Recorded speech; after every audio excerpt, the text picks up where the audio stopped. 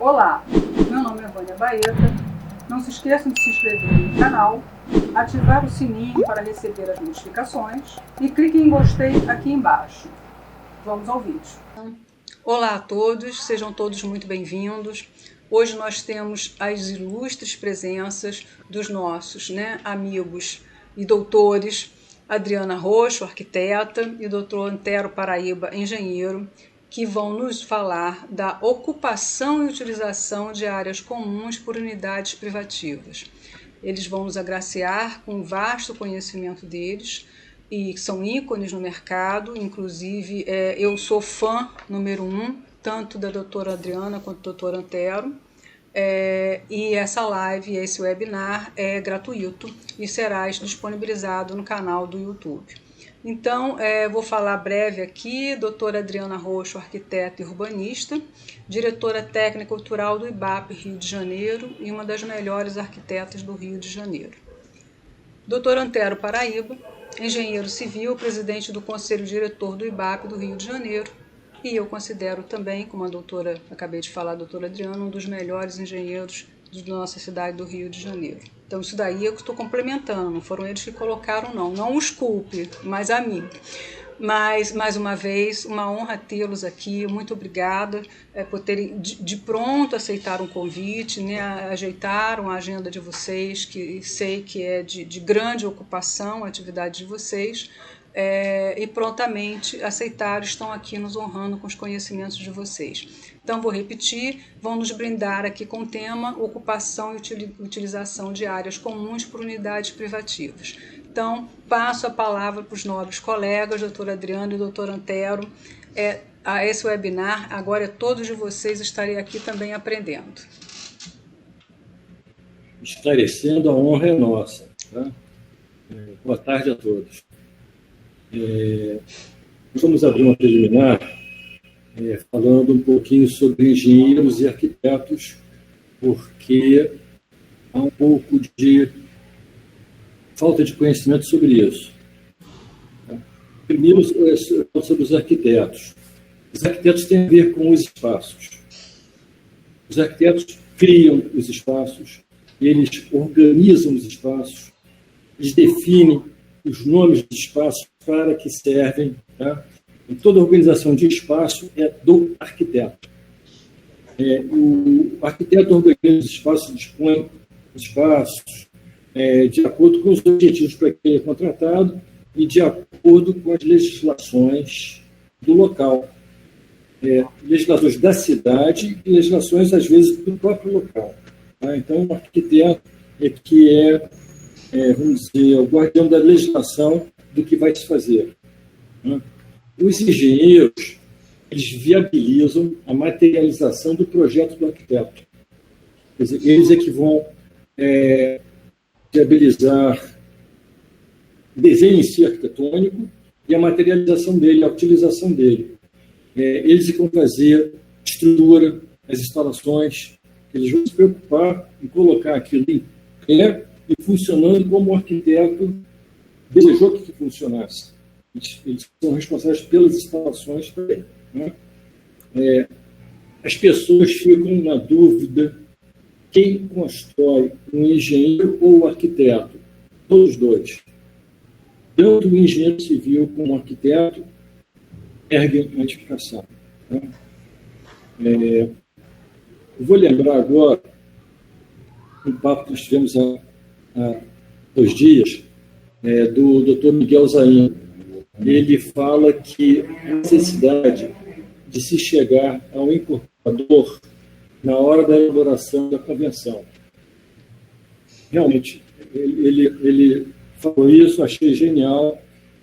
Na hora do incorporador, na hora que ele se preocupa em elaborar a convenção, ele tem que ter o arquiteto e o advogado do lado. O arquiteto e o advogado. Uma boa convenção tem um arquiteto que criou os espaços, sabe por que criou os espaços, sabe para que eles servem, e o advogado do lado. Então, eles é que vão definir a convenção. Se isso não acontece, pode dar confusão. Não é? Se o arquiteto cria os espaços, se ele denomina, se ele diz para que serve, ele tem que estar do lado na hora da convenção. O arquiteto não vai precisar dizer para que serve uma cozinha, que todos sabem, ele não vai dizer para que serve uma piscina, porque todos sabem, mas há espaços que ele dispõe que as pessoas às vezes não sabem para que serve. O arquiteto que colocou aquele espaço ali, ele sabe para que serve e necessita de definição. Eu vou dar um exemplo muito simples, é fácil todos entenderem. Eu vou falar sobre o hall do elevador. O hall do elevador é aquele espaço entre o elevador e a porta dos apartamentos, as portas dos apartamentos. Então, se eu tenho um hall de elevador que dá para 2 ou mais apartamentos, eu não tenho dúvida, não preciso consultar advogado. Eu sei que aquilo ali é um bem da propriedade comum. É um espaço que vai atender ao acesso a 2 apartamentos. Mas vamos para um caso que agora é importantíssimo, o arquiteto com o advogado. E se eu tenho apenas um apartamento no pavimento? Eu tenho um elevador, eu tenho um hall do elevador, eu tenho a porta do apartamento. Se o arquiteto diz que aquilo é propriedade comum, aquilo passa a ser propriedade comum na convenção. Se o arquiteto diz que aquilo é um bem privativo, pertence ao apartamento, o apartamento tem que se discutir, mas tem que constar na convenção. A maioria das convenções não consta se aquilo é um bem comum ou um bem privativo. Nós agora, num caso de discussão da 16.280, obras em apartamentos, ficou a questão se o apartamento poderia incorporar aquele hall ou não. Ficou a discussão. Mas a propriedade comum, onde é que está escrito? A lei, que lei? Não, lei de condomínio não estava. Mas está no Código de Obras, não estava. Então, a advogado para fazer o corpo. Porque normalmente as pessoas têm que o hall do elevador é um bem comum, é um bem condominial. Depende se está definido em convenção.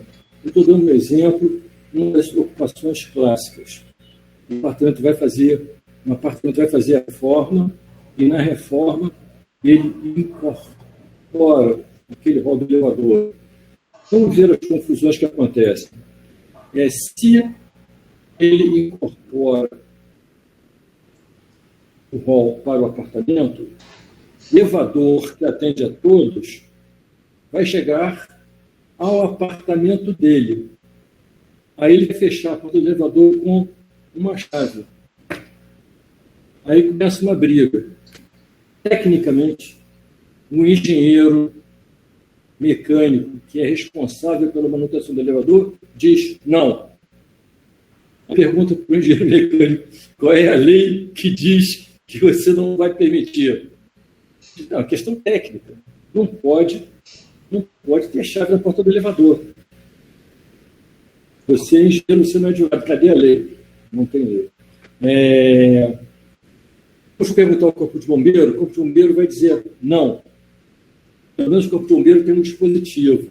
Né? Lei do incêndio e pânico. Né? É proibido. Mas as pessoas dão um jeitinho e botam na porta do elevador. Não pode. Né? Isso também dá muita briga. O elevador é incomum. É uma questão de segurança, que o elevador pode enguiçar em alguma altura da caixa, e ele vai... O elevador hoje possui um dispositivo que é acionado, ele vai parar na parada mais próxima. Ele pode subir um pouquinho ou descer um pouquinho e para no hall do elevador. E a pessoa, então, sai do elevador. A pessoa se sente segura. Não está mais no elevador que está enguiçado, pode cair ou alguma coisa. A pessoa pensa tudo, né? E só a pessoa pensa, vai cair. Se a pessoa fica num hall de elevador, a pessoa se sente segura. Daí, os engenheiros mecânicos da manutenção dizem não pode botar fechadura. Os bombeiros também não permitem isso. Então, eu estou mostrando só um caso de ocupação de coisas comuns. E você tem o elevador, que é uma coisa comum, você tem o hall do elevador, que é uma coisa comum. Tá? Então, isso é um exemplo de ocupação. Como eu falei que havia 3 hipóteses, o hall do elevador ser privativo, ser área comum ou não estar definido, então essa ocupação é uma ocupação de área comum ou de uma área duvidosa, uma área para ser discutida. Eu tenho a ideia de que você queria fazer uma pergunta para nós, né, sobre... Bom, fazer então, o que são áreas comuns nos condomínios edilícios? Você já citou uma, né? Mas aí outras. Outras. Tem várias áreas que são comuns que a gente sabe todo mundo, a portaria, as escadas, os corredores que atendem a vários apartamentos, o telhado, né, que protege todas as fachadas. Então, são coisas que são muito evidentes. Mas tem outros elementos, componentes de edificação que não são evidentes para todo mundo, mas que são partes comuns e que não podem ser mexidos ou alterados privativamente. A gente pode citar a estrutura da edificação. Você tem dentro da sua casa parte da estrutura da edificação, pilares, vigas, lajes, que não são suas, que são comuns. E você não pode dispor dessas partes, né, porque pode causar riscos para a edificação. Além dessas, né, questões estruturais que são um pouco mais evidentes, porque por conta da questão de risco, você tem estruturas internas que estão embutidas em paredes, que têm trajetos por dentro dos apartamentos, mas que atendem a finalidades comuns. Então, se privativamente alguém for fazer uma interferência, ela pode prejudicar o uso de terceiros, ela pode prejudicar o funcionamento da edificação. Isso tem outras coisas que não são tão objetivas assim. A ventilação da casa de máquina de elevador, o tubo de ventilação das instalações sanitárias, não pode ser, né, vedado, cortado, fechado por terceiros. Então, tem algumas situações dentro da edificação que são partes comuns e que não são facilmente identificáveis e que normalmente não estão descritas nas convenções, né? Não estão detalhados nas convenções, não estão detalhados em legislações, não estão detalhados em lugar nenhum, mas que se eles forem ocupados ou de alguma forma obstaculizadas suas utilizações pelas unidades privativas, eles vão causar prejuízo ao funcionamento da edificação, eles vão causar prejuízos ao uso de terceiros, podem causar inseguranças, podem causar desconfortos na edificação, que às vezes podem ser um pouco subjetivos, mas que precisariam ser analisados antes de se fazer essa interferência, de fazer alguma obra que possa vir a interferir nessas partes. Eu vou falar também, não é só de coisas concretas do rol das coisas comuns. Tem coisas subjetivas também. O sossego é um bem comum. A tranquilidade é um bem comum. Tem a questão da salubridade, é um bem comum. São coisas assim, você não pega, não toca, mas a pessoa tem que estar num condomínio tranquilo, sossegado, com uma sensação de segurança. Eu vou falar de uma ocupação, eu vou falar de uma ocupação da coisa comum. Vou falar sobre piscinas. Tem uma piscina construída na área privativa. O apartamento é dono daquela área, ele quer construir uma piscina ali, né? Primeira coisa, o morador de baixo, ele já fica com aquela sensação: vou ter uma piscina de 12, 20 toneladas sobre a minha cabeça. Isso assusta primeiro o de baixo.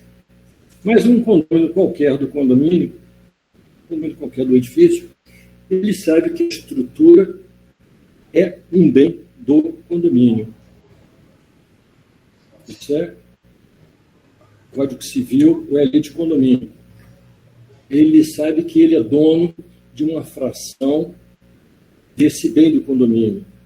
E ele sabe que o aumento da sobrecarga sobre o bem dele vai alterar esse bem.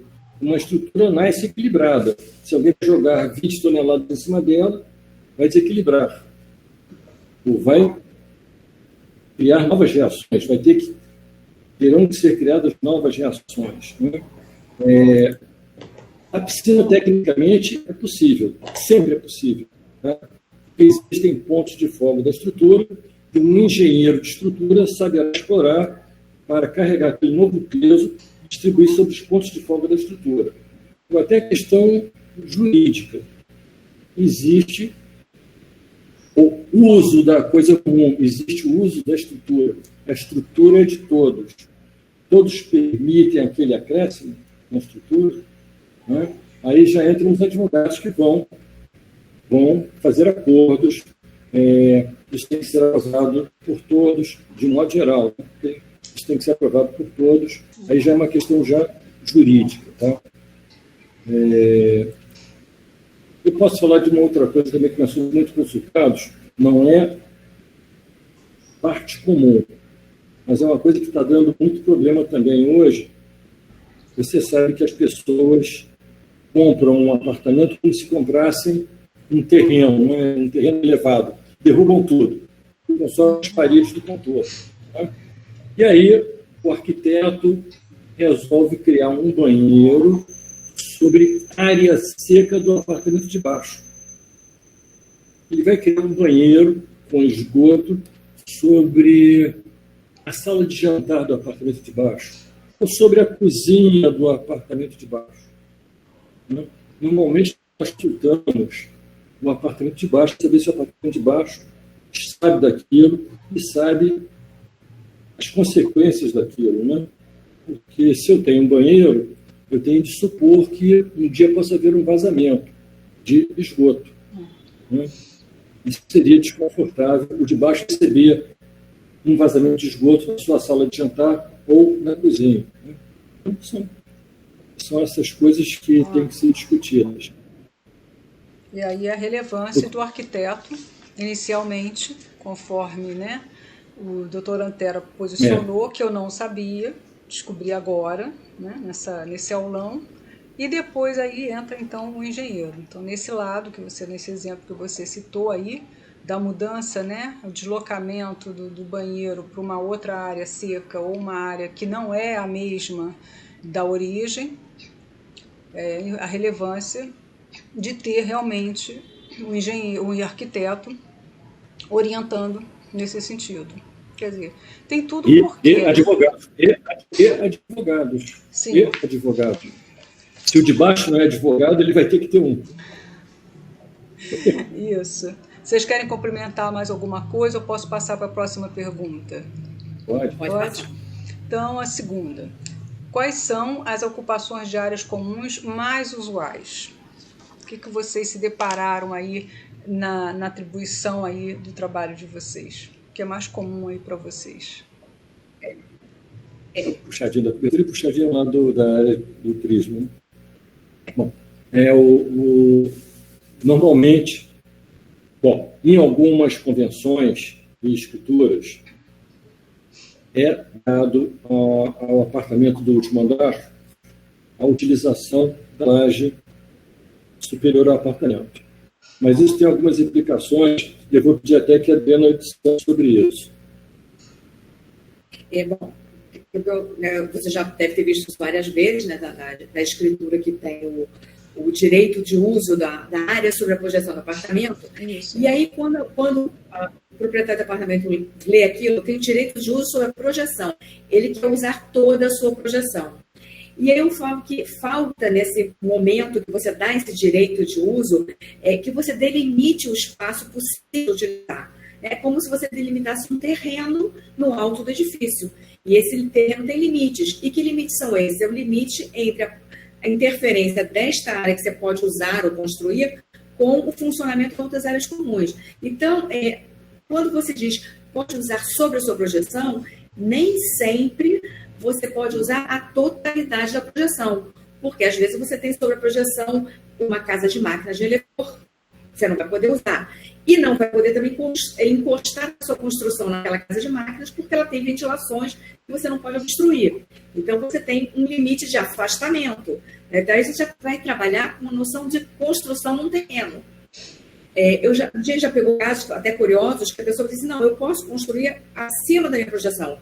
Só que aqui eu tenho uma caixa d'água. Eu não posso construir dentro da caixa d'água, mas aí eu vou construir em cima da caixa d'água. Eu disse, não, em cima da caixa d'água você não pode. Mas a gente já se deparou com várias situações que não, mas está escrito na convenção que eu tenho o direito de usar toda a projeção sobre a minha área. Então, falta, né, nesse momento, eu acho que nessa parte da convenção, um acompanhamento gráfico, um desenho de qual é o seu terreno lá no alto, qual é o limite e quais são os afastamentos que você tem que dar para não interferir no funcionamento das coisas comuns. Isso é uma coisa que acontece muito. E uma outra coisa que acontece, não em edificação residencial, é pouco, mas muito em edificação comercial, é quando você tem determinadas salas que são compradas por uma única empresa, que ela faz um conjunto de salas e que muitas vezes ela coloca a circulação comum dentro dessas partes, né? Agrega a circulação comum a essas salas para fazer um conjunto grande. E dentro dessas circulações comuns você tem os extintores, as mangueiras de incêndio, o equipamento de combate a incêndio da edificação. E, às vezes, essas salas, na hora de montar o conjunto, elas colocam para dentro esses elementos que são comuns e de segurança da edificação e que não poderiam estar dentro das unidades privativas. Isso é uma outra coisa bastante comum que acontece. E isso também, Adriana, dentro desse teu exemplo aí, obstruiria também em relação àquela unidade abaixo, não é isso? Porque cessaria aquele vão, vamos dizer assim, é isso? Poderia, dependendo do tipo de ocupação, da forma como fosse ocupado, poderia prejudicar até a parte inferior, quer dizer, e prejudicar o sistema como um todo. Né? Prejudicaria toda a proteção da edificação na hora que você ocupa, ou desloca, ou remaneja isso, ou até, muitas vezes, você elimina. Né? Isso está atrapalhando a minha ocupação e você elimina determinados elementos que são fundamentais para a segurança da edificação, para a proteção da edificação. E isso não é um caso especial, não. Se você olhar a cidade e olhar a Barra da Tijuca com seus novos prédios comerciais, você vai encontrar isso muito à vontade, né? Grupos de salas que ficam para si com a caixa de incêndio. Tornam privativa a caixa de incêndio. Não, no centro da cidade. Se o escritório estiver fechado, pegar fogo, tem isso também. No centro da cidade, também. Na Avenida Rio Branco, você vai encontrar isso. Porque essa ideia, né, de se fazer um amplo salão, né? Quebrar as paredes, né? Aquelas que podem ser quebradas, mas na grande maioria quebra-se tudo. Pelo menos é o exemplo enquanto eu até hoje, né, evidenciei. E aí não só adentra tudo, sendo da cidade, até porque essa modalidade adveio dos Estados Unidos, quando eles colocaram de que a ideia, e implantaram, e nós copiamos, obviamente, a área central que eu estou dizendo, centro da cidade, parte laboral comercial, propriamente dito, nem estou falando em residencial, eles entenderam que deveria copiar, se transforma em um grande salão e os funcionários eles ficam ou num box ou dividido entre vidros para a chefia, né, ter aquele olhar, né? Ou seja, então, no centro da cidade eu vi muito acontecendo, isso já há anos, e com certeza aí eu sempre ficava assim com aquele olhar de isso pode, mas com grande maioria, vocês, né, devem ter N exemplos, a gente não cita aonde, quem, quando, como, obviamente, não vem ao caso, mas eu, enquanto, né, profissional do direito, conheço vários. E aí a gente atenta, será que teve a doutora Adriana ali? Doutor Antero, será que foi chamado numa urgência? Né? Inicialmente a gente vê que poderia até estar uma catástrofe, né? Então, isso, toda atenção, né, parece que é bobagem, mas não é. Né? A utilização daquela área ali para comercial, que é o caso que eu estou citando, para vigiar mesmo, né, os funcionários, para que não haja conversa entre eles, se eles estão muito tempo no telefone com quem? Com a família, ou com, né, ou propriamente dito com o trabalho, e por aí vai. E o horário que ele chega, o horário que ele sai, o almoço, então é uma forma que teve um período, mas eu acho que até parou, talvez vocês depois possam mencionar quanto a isso, mas eu me lembro que de 15 anos para trás, de 15 anos para trás, isso foi um nicho. Todo mundo derrubando comercial na área do centro da cidade, derrubando parede, transformando em salão, dividindo em box e por aí vai. Tá? Então, tá aí a minha dúvida esclarecida depois de alguns anos. Minha dúvida realmente fica meio que rabo de olho, mas que procedia essa minha dúvida. Eu vou então passar para a terceira. Na maioria dos casos... Oi, Adriana. Na maioria dos casos, só complementando essa questão. Por favor. Na maioria dos casos, só complementando essa questão, essas aberturas todas são feitas sem que se consulte o geral, né? As pessoas pensam muito no seu conforto ou nas suas condições boas para a sua atividade, mas não pensam no conjunto, não pensam que a sua unidade está dentro de um conjunto e que você tem que analisar todas as possíveis interferências que você vai, que você pode afetar naquilo. E os profissionais contratados para fazerem essas movimentações de paredes ou retiradas de paredes, eles hoje são obrigados, por norma, pela NBR 16280, a comunicar à administração do edifício, antes de iniciar as obras, o seu plano de trabalho. Vai ser discutido. Essa NBR 16280 é de grande relevância, realmente. Acho que foi, não só foi muito bem, né, redigida, mas muito bem adequada a toda a esfera de edificação, né, porque é um norte, é uma segurança para o síndico, de uma certa forma, né, porque antes o síndico tinha que ir lá, bater na porta, invadir e quase que intimar, né, cadê o engenheiro, cadê o arquiteto, cadê a RT, a RRT, e eu, pelo menos, né, a NBR 16280, ela deu um suporte, né, à administração, à gestão, para que ela tenha um embasamento, embora não seja lei, mas tem força ela tem que ser e deve ser respeitada até pela segurança de todos, né, e conscientização também da coletividade condominial, né, que eu acho que é de uma grande relevância, né, essa 16280, inclusive falamos, né, o nosso colega na segunda-feira dela mencionou, muito bem colocado, de que é de grande e suma importância em qualquer obra que se for, né, pensar nessa estrutura, né, essa nova estruturação que vem a ser montada. Então, posso fazer a terceira pergunta, última? Pode? Pode. O que o síndico deverá fazer quando tiver conhecimento da ocupação e utilização das áreas comuns e privativas do condomínio? O que vocês orientam aí o gestor, o síndico? É ter seus assessores técnicos e jurídicos, né? Porque na 16280, na prática, vai obrigar que essa duplinha entre em cena ajudando o síndico. É o engenheiro com o arquiteto com um advogado. Normalmente é assim que essa discussão se dá. A boa discussão para entendimentos, né? Discussão no bom sentido, eu entendi. Realmente a discussão trazer à tona, né, a 16280 como norte. O porquê até o síndico está indo, né, nessa formatação. Não há necessidade de brigar. É só uma questão de entendimento.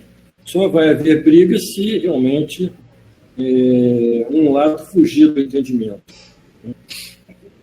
Como você falou na sua pergunta, o que o síndico deve fazer quando encontrar isso? Na verdade, o síndico não deveria encontrar coisa já feita, né? Ele deveria primeiro ser apresentado do que ele tem que fazer.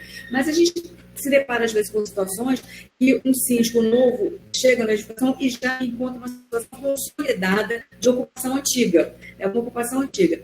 Bom, aí a gente tem que se para verificar o que é isso está causando de prejuízo para a edificação. Porque o fato de você já estar ocupando há algum tempo aquela parte que não é privativa, que é comum, se ela estiver causando prejuízos ou riscos à edificação, isso aí tem que ter uma reversão, mesmo que essa ocupação seja antiga. Se isso não causar risco nem prejuízo, talvez seja uma questão de negociar para que aquilo ali fique uma ocupação legalizada, né? Vamos dizer assim, até por conta de ressarcimentos financeiros para o condomínio, porque você está ocupando uma área que não é, que é de todo mundo, de forma graciosa, sem nenhuma contrapartida para a ocupação dessa área. Então, se essa situação não causar nem prejuízo ao funcionamento, nem risco para a edificação, eu acho que essa negociação pode ser feita nesse sentido, né, de contrapartidas pela utilização. Mas se for identificado que aquela ocupação ela pode sim gerar um risco, na verdade a gente só vai se tocar com essa questão quando acontece um problema. A gente não trabalha preventivamente. A gente não chega lá, não, estou vendo uma situação que pode gerar risco. Aí as pessoas vão perguntar, mas quando vai gerar o problema? Quando eu não sei. Né? Mas eu estou dizendo que eu estou identificando uma situação que tem a possibilidade de gerar um problema ou de, numa situação qualquer de emergência, ela ser um empecilho para um resgate seguro, qualquer coisa nesse sentido. Então, eu não tenho que esperar acontecer o acidente para, realmente aquilo era um problema. Não, eu tenho que agir preventivamente. Então, se eu estou vendo, se eu cheguei como administrador da edificação e identifico que tem um problema de ocupação e que pode, né, causar um risco futuro, eu vou ter que, né, negociar como é que vou resolver aquela questão. Acho que é mais ou menos assim. Tem a questão de ser surpreendido por alguma coisa que está acontecendo, mas tem a situação de você chegar com algo que já existe muito tempo que ninguém nunca se deu conta, ninguém nunca reivindicou, porque não pensou na possibilidade de aquilo ali ser algo que pudesse gerar inseguranças, o desassossego de edificação. E é uma coisa incrível, na maioria desses casos, a gente encontra acordos feitos verbalmente. O antigo síndico permitiu. Sim, mas isso está em ata. Tem um acordo, algum advogado redigiu algum acordo sobre isso, não tem. É tudo verbalmente. Muito informal. Muito informal. Realmente, o síndico sempre é surpreendido. É terrível isso. Vocês vêm falando dessas situações, eu tenho, enquanto advogada, todos esses exemplos, né, de extensão a parte do elevador, né, da casa de máquinas. Eu tenho o puxadinho da cobertura, que foi com outro, que foi atravessou o vão, né, o vão que é aberto, daquela coluna aberta, um vão aberto, e juntou com a outra cobertura, né, eram 2 apartamentos em cobertura, mas individuais, distintos, proprietários diferentes, mas aquele puxadinho, também eu tenho esse exemplo, né, em que depois gerou infiltração, e aí foi que o síndico descobriu, porque realmente ninguém ia lá, né, nos 2 apartamentos de cobertura. Descobriu porque o apartamento de baixo houve essa infiltração e aí que se adentrou, olhou, opa, não temos mais aquela coluna de ar, né, temos um piso. Mas consegui fazer em acordo, em mediação, vou dizer para vocês, não foi fácil não, mas os 2 chegou-se a uma negociação, mediação através... E um deles era um condômino antissocial. Passou a ser o maior colaborador do condomínio após a negociação, a mediação.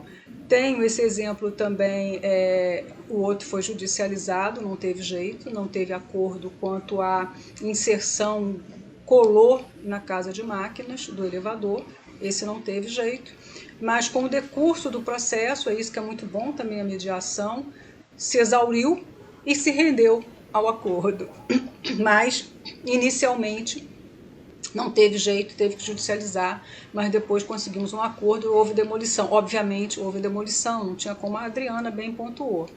E o terceiro e último exemplo para fechar com vocês, para vocês verem que a gente também leva uma vida de aventura, é uma área com primeiro piso, ninguém do prédio, é a área comum do prédio, mas que segue ao apartamento como se fosse uma área, né? Tem a janela, mas como se fosse uma área. Você pula, passa a ser a área, não é uma situação aberta, né? Você pula, passa a ser a área. E aí, ali teve um inquilino, uma época, o síndico não sabia disso, eu presto assessoramento, esses detalhes que eu estou falando para vocês, eu presto assessoramento ao condomínio, e aí vem essas surpresas, e aí que eu descubro essas surpresas.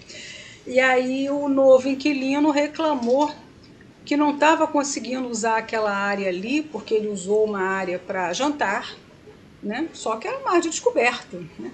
E que jogaram um saco lá de não sei o que e caiu em cima do convidado e, sabe, foi horrível porque atrapalhou o jantar e tal, e queria danos do condomínio nesse sentido. Aí foi quando o síndico descobriu, né, a utilização daquela área. Olha, essa área não é sua.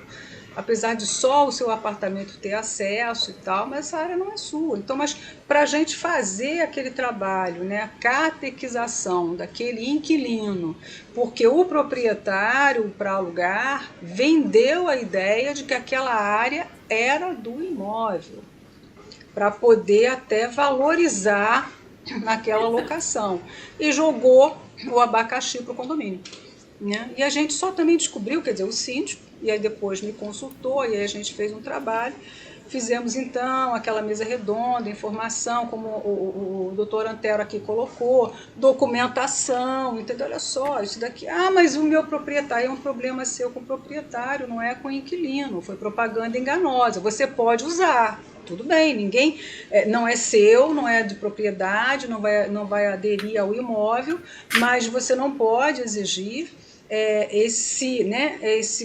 cautela do condomínio, que ninguém jogue nada pela janela. Lógico que ninguém deve jogar nada pela janela, mas educação é uma coisa que você não está ali, o condomínio não tem nada a ver com isso, né? E pedir um dano moral porque atrapalhou o seu jantar, né? Na verdade, jogaram xixi. A verdade é essa, eu vou falar para vocês, né?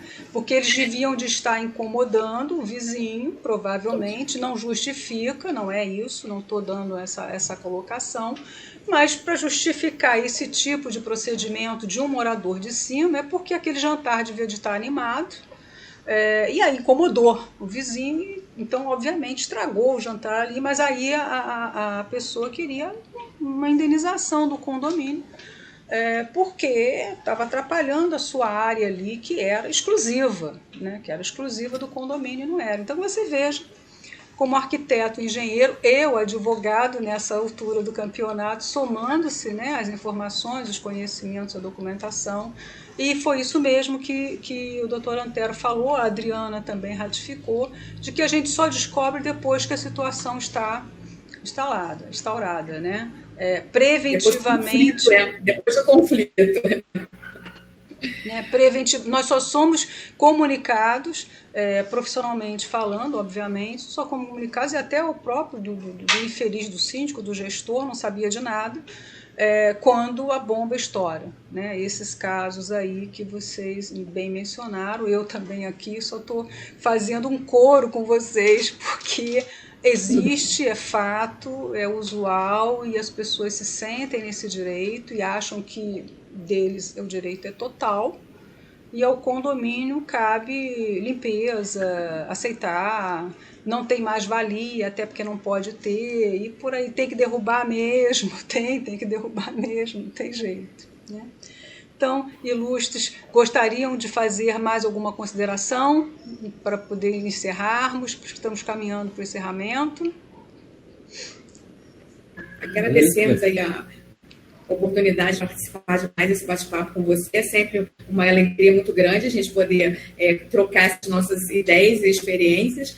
A gente trabalha nessa área imobiliária, não importa qual seja a profissão, mas eu acho que a gente tem muita coisa para trocar, e é sempre muito bom participar com você desses encontros. São muitas aventuras, né, Adriana? São muitas. No final, a gente acaba, depois de resolvido o problema, né? A gente se diverte, por exemplo, nesse webinar, trocando, né, sofrimentos, né, infelizmente, mas que a gente pelo menos tira de tudo isso que a precaução é fundamental em todos os sentidos, né? Evitaria bastante transtornos, custos, né? Bom, Doutor É isso, Antero. Eu repito as palavras da Adriana, é sempre uma satisfação, né, discutir essas questões, porque na nossa área nós trabalhamos como consultores de engenharia legal. Temos que estar sempre juntos com advogados, né? Então, é sempre uma satisfação um trabalho como esse que você faz. Bom, a satisfação é toda minha, né? Vocês sabem que vocês são meus ídolos, isso já está público, entendeu? Eu assino embaixo. Com certeza teremos novos webinars, novos encontros, novos eventos, né, que vocês realmente trazem com muita leveza o conhecimento de vocês, os exemplos, e que facilita bastante as pessoas que estão procurando informações, ou até elas se identificam no que está acontecendo, ou com ela própria, né, por ignorar, não de ignorância, ignorar, de desconhecer, né, tudo isso que vocês estão colocando aqui para gente, até para mim mesma, né, que você mesmo ao início, Antero, colocou, o inicial é com o arquiteto, depois entra o engenheiro, você veja, tanto tempo estudando, tanto tempo conhecendo vocês, e hoje eu aprendo mais essa sabedoria que é dada aí generosamente por vocês, né? Então realmente é uma enorme alegria tê-los. Muito obrigada aqui conosco, tê-los aceitado o convite imediatamente, não teve nenhuma dificuldade, vocês ajeitaram a agenda de vocês, né? Mas aqui renovo mais um convite, uma próxima oportunidade, ajeitarmos aí as nossas agendas juntos, novos eventos, porque realmente vocês fazem esse diferencial, a profissão, né, com ética, com dedicação, com correção, que é muito importante, né, dentro do patamar de cada um, arquiteto e engenheiro, que vocês se completam, e trazendo essas informações para nós leigos, né? Engenheiro eu não sou, nem arquitetura, muito menos, né? Mas acompanho os mestres, eu sou assim, eu vou em quem sabe mais do que eu, então eu acompanho, aprendo e a gente vai seguindo junto, né? Então, mais uma vez, obrigada, é uma honra enorme tê-los, né? Doutora Adriana Roxo, doutor Antero Paraíba, e acredito que dentro em breve estaremos novamente juntos, né? E desfrutando aí de novas aventuras. Quem sabe traremos outras diferentes aventuras, né? E agradeço, sempre teremos. Não é? E agradeço mais uma vez a todos aqui que estão nos assistindo. Esperamos todos nós três que tenha sido útil, que seja útil para todos vocês, e qualquer coisa, arquiteto doutora Adriana Roxo, doutor Antero Paraíba, engenheiro, fácil. Vocês querem colocar um contato rápido aí para vocês, que chegue rápido aí para vocês? Vocês querem, por favor? Para quem queira aí no vídeo acessar aí uma consultoria, assessoria ou até realmente uma contratação, né? Há um meio de nos encontrar. www.danosnasconstruções.com.br. Repete para mim, por favor, Antero, repete para mim.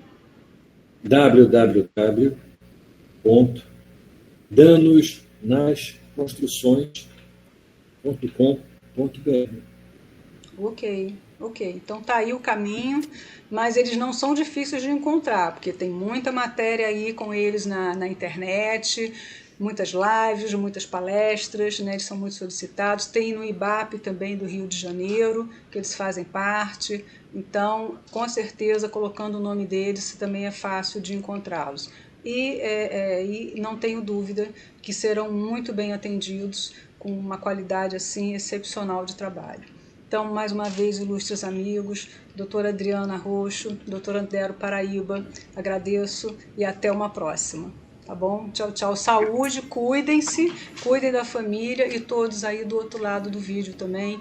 Cuidem-se, saúde, que dentro em breve todos nós vamos estar novamente ao vivo e a cores, né? Nos abraçando, nos beijando, dando-se as mãos, tomando café juntos, né? Comendo um biscoitinho. Por hora a gente fica na telinha, não está mal de todo, né? Mas todos nós nos cuidando dos outros, aí dentro em breve podemos então superar essa fase difícil, estarmos novamente todos juntos, tá bom? Todos se cuidem na telinha, Adriana e Antero, a mesma coisa. Até breve, tá bom? Fica com Deus. Beijo, tchau, tchau. Beijo. Tchau.